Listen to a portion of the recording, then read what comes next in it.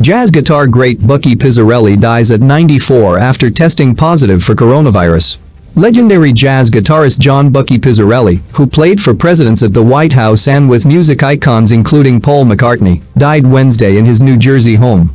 He was 94. A New Jersey Hall of Fame member, Pizzarelli tested positive for the coronavirus on Sunday, his daughter, Mary Pizzarelli said.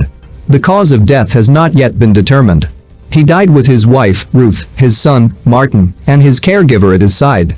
There will be some kind of tribute as soon as we can all get within 6 feet of each other, said his son, John Pizzarelli, also a renowned jazz artist. Born in Paterson, Pizzarelli's career spanned 8 decades, from playing with Vaughn Monroe in 1944 to White House concerts for Ronald Reagan, twice, and Bill Clinton, backing the likes of Benny Goodman, Frank Sinatra and Perry Como. He was the ultimate sideman, John Pizzarelli said. He wasn't looking to be the guy out in front of the band. He was happy to be inside the band, supporting the whole organization. He also had a long residency with Doc Severinsen's Tonight Show band during the Johnny Carson era when the show was produced in New York. Doc asked him to go with them to California, but he said he wanted to stay here, John Pizzarelli said. He also toured with Sinatra in 1968, when Sinatra was stumping for Hubert Humphrey, John Pizzarelli said. Jazz guitar wouldn't be what it is today without Bucky Pizzarelli, said jazz guitarist Frank Vignola. He and Freddie Green were responsible for a style of rhythm guitar playing that has lasted until 2020. The length and breadth of the work with all the different people was a testament to how hard he worked at it, John Pizzarelli said.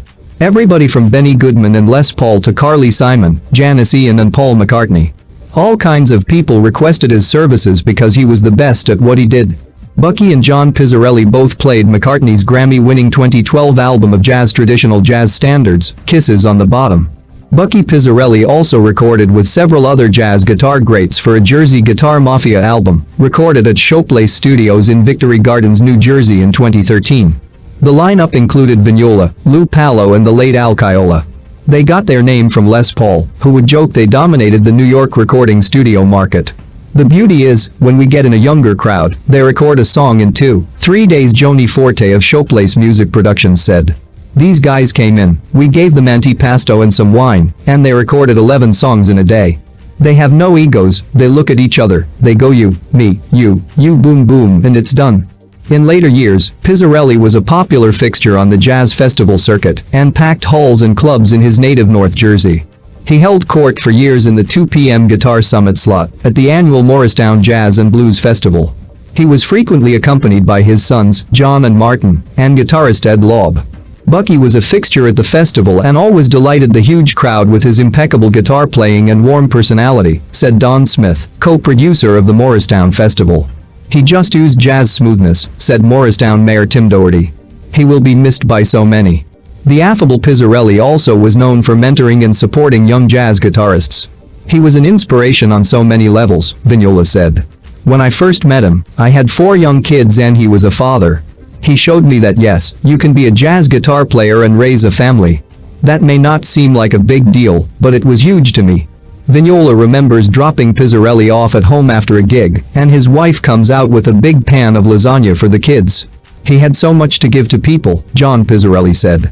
All the guitar players and musicians who have called me in the last 24 hours. He got the guy who was upholstering his couch to play the guitar.